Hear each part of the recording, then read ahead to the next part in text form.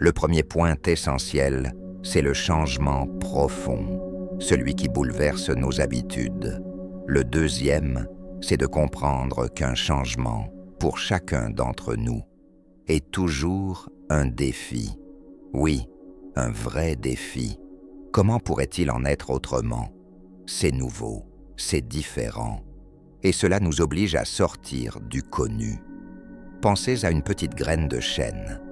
Elle n'est pas destinée à rester une graine toute sa vie. Elle porte en elle le potentiel de devenir un arbre majestueux qui offrira de l'ombre, des fruits et un refuge pour les oiseaux. Vous aussi, vous êtes naissant pour vous épanouir pleinement, pour révéler la version la plus grande et la plus belle de vous-même. La médiocrité n'est pas notre état naturel. Notre véritable nature, c'est la grandeur. Et lorsque vous touchez cette grandeur, que vous l'exprimez, vous inspirez les autres autour de vous. À ce moment-là, il ne s'agit plus de briller pour être vu. Il s'agit d'illuminer le chemin de ceux qui vous entourent. Regardez autour de vous, tout change, et cela beaucoup plus vite qu'on ne l'imagine. Dans mon domaine, j'ai vu des évolutions incroyables, impensables 1 an auparavant. Cela me rappelle une phrase que je garde toujours en mémoire. La vérité vous rendra libre. Mais soyons honnêtes, qui veut réellement entendre la vérité? Très peu de personnes. Je vais vous donner un exemple simple. Avez-vous déjà remarqué que dans un bon restaurant, le chef ou le responsable de salle vous demande rarement avec insistance si tout va bien? On vous pose la question, vous répondez « oui, merci » et la personne s'en va, rapidement, car la vérité peut déranger. Une fois dans un petit restaurant en Provence, le chef est venu à notre table. Il m'a demandé « Alors, votre plat vous a plu ?»« Oui, c'était bon, merci. » Mais au lieu de repartir comme d'habitude, il a insisté. Sincèrement, tout était vraiment à votre goût. Là, j'ai senti que cette personne voulait vraiment savoir. Pourquoi avons-nous tant de mal à entendre la vérité? Parce qu'elle met parfois en lumière des aspects de nous-mêmes que nous préférerions ignorer. Pourtant, nous devons apprendre à nous aimer dans notre totalité, y compris les parties de nous que nous trouvons moins agréables. L'amour véritable, celui qu'on choisit consciemment, ne consiste pas à aimer uniquement ce qui est beau chez nous. C'est accueillir aussi nos zones d'ombre pour pouvoir les transformer. Comme le disait Jung, ce que nous rejetons reste dans l'ombre. Ce que nous embrassons se transforme. La lumière ne chasse pas l'obscurité en la forçant à sortir. Elle la dissout simplement en apparaissant. Alors, au lieu de fuir ce qui nous dérange, apprenons à y mettre un peu de lumière, c'est-à-dire de la conscience et de l'amour. Et oui, au cours de cette réflexion, nous allons voir des choses que nous ne faisons pas bien. Et c'est une excellente nouvelle, car si nous ne les voyons pas, nous ne pourrons jamais les changer. Mais, par expérience, je sais qu'il est plus confortable de détourner le regard et de faire comme si tout allait bien. Nous devons arrêter de vivre comme des esclaves de nos peurs, de nos croyances limitantes et de nos habitudes inconscientes. Ces schémas nous blessent et ils blessent aussi les autres. Alors, pourquoi résistons-nous autant au changement profond? J'ai identifié plusieurs excuses que nous utilisons régulièrement. 1. Je suis épuisé, et puis je ne suis plus tout jeune. 2. Au fond, ce n'est pas vraiment nécessaire. Ces excuses sont comme des murs invisibles. Elles nous retiennent là où nous sommes, alors même que nous savons qu'au-delà de ces murs, il y a la vie que nous voulons vraiment. Ensuite, il y a cette petite tendance à tout dramatiser.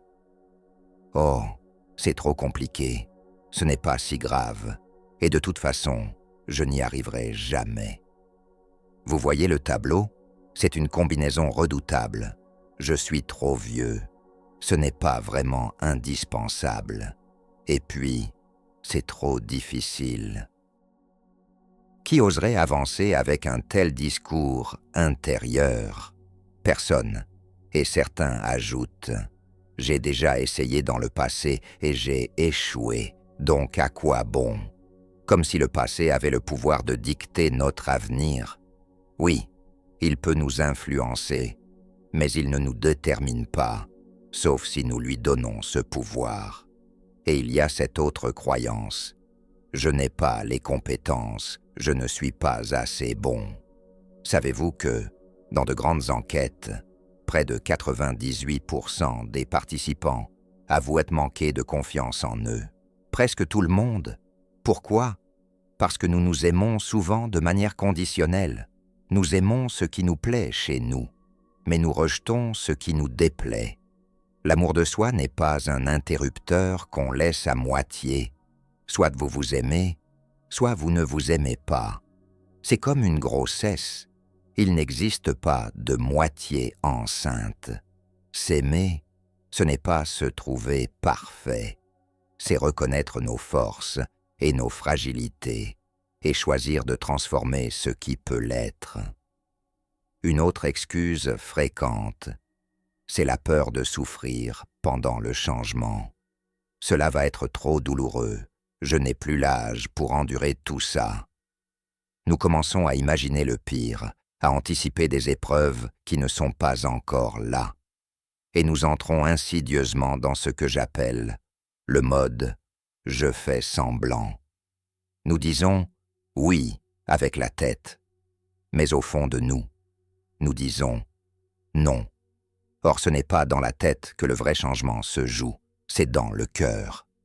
Au XVIIe siècle, Descartes affirmait « je pense, donc je suis ». Mais Blaise Pascal, un autre grand penseur français, lui répondait « le cœur a ses raisons que la raison ne connaît pas ». Alors, reconnectons-nous à notre cœur. Première vérité. Oui, vous pouvez être fatigué et avoir accumulé des années d'expérience. Mais finissons-en avec cette étiquette de vieux. Personne n'est vieux. On a simplement plus ou moins de jeunesse accumulée. Et si vous avez 90 ans, imaginez la richesse de toute cette jeunesse accumulée. Les mots ont un pouvoir immense. J'ai vu des visages s'illuminer lorsque je disais cela à des personnes d'un certain âge. Leur posture changeait, elles se redressaient, comme si elles venaient de rajeunir.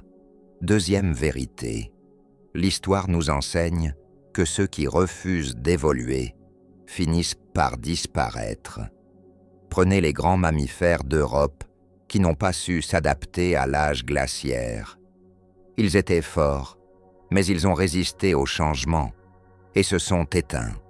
Pendant ce temps, d'autres espèces, plus petites mais plus souples, ont trouvé de nouvelles solutions pour survivre. Ne nous contentons pas d'exister, vivons. Ce qui s'est passé ensuite était extraordinaire. Imaginez un être minuscule, avec un cerveau pas plus gros que celui d'un chimpanzé. Et pourtant, c'était déjà un être humain. Cet ancêtre, le tout premier, a pris une décision courageuse, quitter sa zone de confort.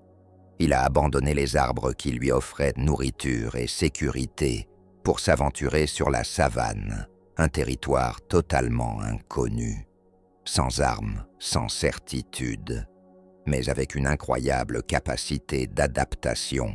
Nous sommes ici aujourd'hui grâce à ce geste de courage. Ces êtres auraient pu trouver 1000 excuses pour rester là où ils étaient, mais ils ont choisi le risque. Et, chers amis, il ne reste plus aucune trace de ceux qui, à l'époque, ont choisi de ne pas évoluer. Rester figé, c'est condamner sa propre évolution. Bien sûr que leur chemin n'a pas été facile, mais ils ont appris à façonner des outils avec des pierres, à se protéger des prédateurs, à explorer toujours plus loin. Au fil du temps, Ils ont évolué, du premier homme debout jusqu'à l'être humain moderne. Ils ont traversé des océans, atteint des territoires lointains comme l'Indonésie et même l'Australie. Ils ont osé se réinventer. Alors, arrêtons de croire ceux qui nous disent que changer, c'est facile. Non, ce n'est pas facile. Et c'est tant mieux. Parce que ce qui est facile ne laisse pas de traces, ne construit pas de véritable héritage. Ici, nous ne sommes pas réunis pour chercher la facilité. Nous sommes là pour accomplir ce qui a de la valeur. Si nous voulions quelque chose de simple, nous serions tous allés nous reposer sur une plage. Mais ce n'est pas notre mission. Les véritables leaders ne fuient pas les défis. Ils avancent face vers ce qui en vaut la peine, même quand c'est inconfortable. Et oui, vous avez peut-être déjà tenté des changements dans le passé sans obtenir les résultats espérés. Et alors, est-ce que cela signifie que votre avenir est déjà écrit? Absolument pas. Regardez autour de vous. Combien de personnes ont vécu des épreuves terribles et ont pourtant su se relever, se reconstruire, créer un futur différent? C'est possible pour vous aussi. Vous devrez puiser dans vos ressources profondes et développer de nouvelles compétences, c'est vrai. Mais cela n'a rien à voir avec l'âge. Vous n'êtes pas trop vieux. Vous avez simplement plus de jeunesse accumulée. Et avec cette jeunesse accumulée, viennent aussi la sagesse et la force intérieure. Alors oui, il y aura peut-être un peu de douleur sur le chemin, mais c'est la douleur du progrès, celle qui vous fait grandir. Elle n'a rien à voir avec la souffrance permanente que l'on ressent quand on ne vit pas la vie que l'on sait que l'on pourrait vivre. Certains ne comprendront pas vos choix. Peut-être qu'ils ne vous remercieront jamais pour vos efforts. Et vous savez quoi? Ce n'est pas grave, parce que vous ne le faites pas pour être applaudi. Vous le faites pour vous, pour être fidèle à votre potentiel et pour inspirer autour de vous. Je le sais. Je sais à quel point vous recevez parfois peu de reconnaissance, malgré tout le travail exceptionnel que vous accomplissez. Je sais combien c'est difficile, et ce n'est pas parce qu'on me l'a raconté. Je l'ai vécu, je l'ai ressenti. J'ai côtoyé pendant des années le monde de l'éducation et de la santé, et j'ai vu cette réalité de près. Mais vous savez quoi? Vous n'agissez pas pour être applaudi. Bien sûr que cela fait plaisir quand on vous dit merci, mais ce n'est pas la raison profonde de votre engagement.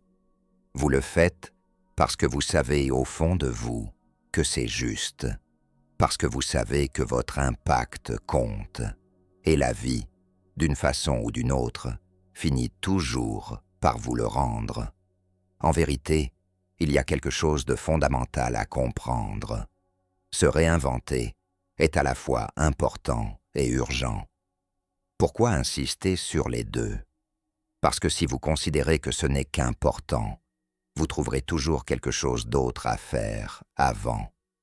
Et si vous pensez que c'est urgent mais pas important, vous le bâclerez. Pour que le changement s'installe dans votre vie, il doit être prioritaire sur votre agenda. Sinon, vos mécanismes inconscients trouveront 1000 excuses pour le repousser. Parce qu'entrer dans un monde nouveau, accepter de se transformer, cela nous confronte à notre vulnérabilité. Et nous avons tant de mal à accepter cette vulnérabilité.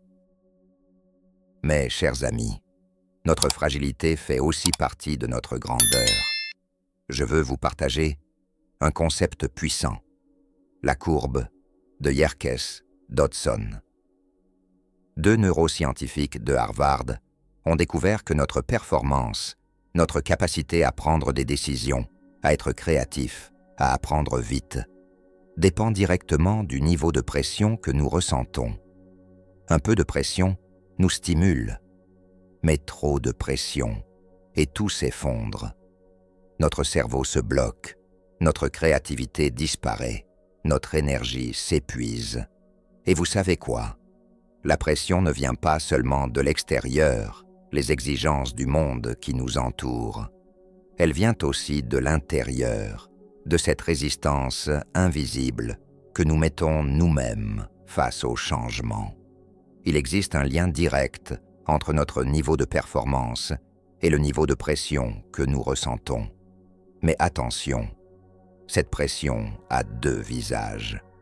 Il y a d'abord la pression extérieure, celle du monde qui nous entoure. La compétition acharnée, les attentes de la société, le rythme effréné de nos vies. Et puis, il y a la pression intérieure, celle que nous nous imposons à nous-mêmes à travers nos peurs et notre résistance au changement. Lorsque cette pression intérieure augmente, notre rendement s'effondre. Si vous accumulez trop de stress émotionnel, votre cerveau finit par se bloquer. C'est comme si un verrou invisible vous empêchait d'avancer. Certaines personnes vivent ainsi en pensant qu'elles sont nulles, incapables. Mais ce qu'elles produisent de médiocre n'est pas le reflet de leur capacité, c'est le signe qu'un blocage émotionnel les empêche d'exploiter leur potentiel. Le docteur Hans Selye, un chercheur de renom qui a étudié le syndrome d'épuisement, expliquait que lorsque nous faisons face à un changement qui nous effraie, nous passons automatiquement en mode survie. C'est ce que décrivait aussi le professeur Walter Cannon, prix Nobel. Face à une menace perçue, notre cerveau active des réactions automatiques. Nous nous mettons en colère, nous nous défendons ou nous nous figeons complètement. Et c'est précisément à ce moment-là que nous basculons dans la zone dangereuse de la courbe de Yerkes-Dodson. Notre adaptabilité chute, nous n'apprenons plus rien de nouveau. Notre créativité est paralysée. Lorsque cette résistance reste élevée trop longtemps, elle finit par nous plonger dans un état d'épuisement profond. C'est le burn-out. Et beaucoup de gens vivent cela en silence. Personne ne va vous dire spontanément « Je suis en train de m'écrouler ». Mais les signes sont clairs. Vous êtes épuisé, vous n'avez plus envie de rien, vous vous sentez indifférent à tout, parfois même déprimé. Savez-vous qu'une étude publiée en 2017 a révélé que 25% des adolescentes au Royaume-Uni souffraient déjà de symptômes dépressifs. Un quart. Et chez les adultes, le burn-out est devenu beaucoup trop courant. Mais il y a une bonne nouvelle. Il existe une autre façon de vivre. Pour comprendre ce qui se passe, regardons notre cerveau. Grâce aux technologies modernes comme l'IRM fonctionnel, on peut voir en direct les zones qui s'activent. Parmi elles, il y a deux petites structures en forme d'amande, les amygdales cérébrales. Elles jouent un rôle central dans nos émotions. Quand vous ressentez une menace, réelle ou imaginaire, ce sont elles qui prennent le contrôle. C'est ce qu'on appelle le détournement amygdalien. En une fraction de seconde, vos amygdales se mettent en alerte et tout votre corps se prépare à se défendre. C'est pour cela qu'on peut se fermer à un simple geste d'affection, à une poignée de main ou même à un câlin. Parce que notre cerveau, influencé par ses amygdales, perçoit cela comme un danger potentiel. Lorsque nos amygdales cérébrales s'activent, il se produit ce qu'on appelle le détournement amygdalien. Mais qu'est-ce que cela signifie? Cela veut dire que dans ces moments, ce n'est plus votre intelligence rationnelle qui prend les commandes. C'est votre cerveau émotionnel qui dirige tout. Et quand les amygdales prennent le pouvoir, toutes vos capacités cognitives, analyser, raisonner, créer, entreprendre, se retrouvent comme débranchées. Pourquoi? Parce que lorsque vos amygdales perçoivent un danger, elles envoient un signal clair. Prépare-toi à te battre ou à fuir. Votre corps envoie alors une grande partie de son sang vers les muscles et le retire d'autres zones, notamment du cerveau. Résultat, votre créativité et votre clarté mentale s'éteignent. C'est un mécanisme de survie. Face à un tigre, vous n'avez pas besoin de philosophie ni d'innovation. Vous avez besoin de courir. Mais dans nos vies modernes, cette réaction automatique peut devenir un véritable piège. Lorsque nous vivons chaque journée avec ce sentiment d'obligation, je dois apprendre, je dois avancer, sinon je n'y arriverai pas. Nous générons une résistance intérieure. Nous faisons semblant. On dit oui avec la tête, mais non avec le cœur. Et cette posture nous entraîne tout droit du mauvais côté de la courbe de Yerkes-Dodson, baisse de performance, perte d'énergie, dégradation de nos relations et parfois même de notre santé. Le professeur Hans Selye, un grand physiologiste, a été interrogé un jour. Quelle est la meilleure façon de réduire cette tension excessive? Beaucoup s'attendaient à une réponse purement biologique, mais il a donné une réponse profondément humaine. Apprenez à aimer et à vous laisser aimer par les autres. Les personnes qui se sentent appréciées, entourées et soutenues sont bien plus résistantes face au stress. Elles évitent plus facilement de basculer dans la zone sombre de la courbe, celle du burn-out. Et que se passe-t-il sur le plan du comportement? L'isolement, c'est un terrain dangereux. Lorsqu'on se sent vulnérable, on a tendance à se couper des autres. On se désengage. Et derrière ce désengagement, que l'on interprète souvent comme de l'indifférence, se cache presque toujours la peur. Mais parce que nous n'aimons pas montrer que nous avons peur, nous la dissimulons. Résultat, personne n'en parle et personne ne la résout. La seule façon de transformer cette peur est de l'exprimer. Oser dire « j'ai peur » et entendre quelqu'un répondre « moi aussi ». Et si on avançait ensemble? C'est pourquoi nous devons réapprendre à nous soutenir les uns les autres, à être bienveillants, à nous tendre la main plutôt qu'à nous juger. Et n'oublions pas, nos réussites passées ne garantissent pas nos succès futurs. Ce qui nous a menés là où nous sommes aujourd'hui ne suffira peut-être pas à nous emmener là où nous devons aller demain. Alors, que devons-nous lâcher pour avancer? Le besoin de tout contrôler, l'obsession de conserver le pouvoir, la peur de perdre notre statut. Regardez Kodak. L'entreprise régnait sur le marché de la photo argentique et a pourtant rejeté l'idée de l'appareil numérique, inventé en interne. Résultat, elle s'est effondrée. Pendant ce temps, le monde numérique explosait.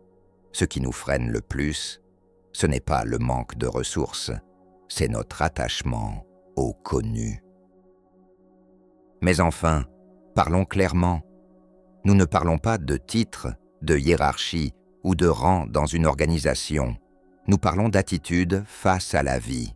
Et à quoi pouvons-nous aspirer? À quelque chose de simple mais profondément transformateur. Découvrir, apprendre, progresser, contribuer et aider. C'est un changement de perspective complet. Passer du moi au nous, de l'ego au véritable être. Au lieu de penser uniquement à ce qui m'arrange, commençons à réfléchir à ce qui profite à tout le monde. Parce que le mieux pour tous finit toujours par être le mieux pour soi. Et comment dépasse-t-on la peur? Grâce à la curiosité et à l'inspiration. C'est là qu'interviennent les leaders, des personnes comme vous, prêtes à faire le premier pas, même sans certitude. Comme le disait Sainte Thérèse, « Avance, même si tu crois ne pas en être capable. » Parce que lorsque vous osez avancer, la vie avance aussi pour vous. Goethe l'exprimait magnifiquement. Quand on s'engage vraiment, la providence se met en marche. Si votre intention profonde est d'aider les autres, vous trouverez en vous-même le potentiel nécessaire. C'est comme cette capacité de voler qui sommeille dans la chenille. Elle n'est pas encore un papillon, mais elle porte déjà ses ailes. Il faut croire pour pouvoir créer. Et oui, vous allez parfois ressentir le vertige de l'incertitude. Mais faites confiance à la vie avec un grand V. Elle ne vous abandonnera jamais. Vous tomberez, vous vous relèverez, vous apprendrez. Et sur ce chemin, vous trouverez des personnes qui, au lieu de vous juger, vous tendront la main. Et vous ferez de même pour elles. Imaginez ce que cela crée. Un élan collectif, une passion partagée, une énergie qui nous propulse tous vers l'avant. Nous savons désormais que, d'un point de vue purement biologique, lorsque notre cerveau a un pourquoi et un quoi clair, il active des zones entières qui étaient jusque-là endormies. C'est ainsi qu'il trouve le comment et le où. Mais en chacun de nous, il existe une bataille permanente. D'un côté, cette part qui veut conserver son statut, son confort, son contrôle, celle qui a peur de lâcher l'ancien. De l'autre, cette part lumineuse qui nous pousse à explorer, à nous ouvrir, à créer, à grandir. Une enseignante qui travaillait avec les peuples Navajo m'a un jour confié une parabole qui résume parfaitement notre condition humaine. En moi, deux forces s'affrontent. L'une est un aigle majestueux. Ses actions sont empreintes de vérité, de bonté et de beauté. Il plane au-dessus des nuages, et même lorsqu'il descend dans les vallées, il pond toujours ses œufs au sommet des montagnes. Mais il y a aussi un loup redoutable. Il se nourrit de mes chutes et justifie sa présence en disant qu'il fait partie de moi. Et la question est, qui gagnera cette grande bataille intérieure? La réponse est simple, celui que je choisis de nourrir chaque jour. Alors, que retenir de tout cela? Que le véritable voyage de notre vie commence lorsque nous choisissons de quitter le confort du connu pour marcher vers l'inconnu. Oui, cela demande du courage. Oui, cela demande de lâcher nos certitudes, nos peurs, et parfois même une partie de notre identité. Mais c'est ainsi que l'on découvre la meilleure version de soi-même. Souvenez-vous, nous ne sommes pas ici pour briller pour les autres, mais pour illuminer autour de nous. Chaque pas que vous ferez, aussi petit soit-il, inspirera quelqu'un à faire de même. Vous aurez des doutes, des chutes, des moments de vertige. Mais c'est normal. Ce sont les signes que vous êtes vivant, que vous êtes en mouvement. Et chaque fois que vous vous relèverez, vous serez un peu plus fort, un peu plus grand. Alors posez-vous cette question. Quelle partie de moi vais-je nourrir aujourd'hui? La part qui a peur et s'accroche à l'ancien, ou celle qui ose, qui explore, qui croit en son potentiel? Vous avez déjà en vous tout ce qu'il faut pour créer une vie plus grande, plus alignée, plus inspirante. Il suffit de faire le premier pas et de continuer à avancer, parce qu'au fond, le monde n'a pas besoin de plus de perfection. Il a besoin de vous, dans votre authenticité, avec vos forces et vos fragilités. Et rappelez-vous, chaque fois que vous nourrissez votre aigle intérieur plutôt que votre loup, vous contribuez à rendre le monde meilleur.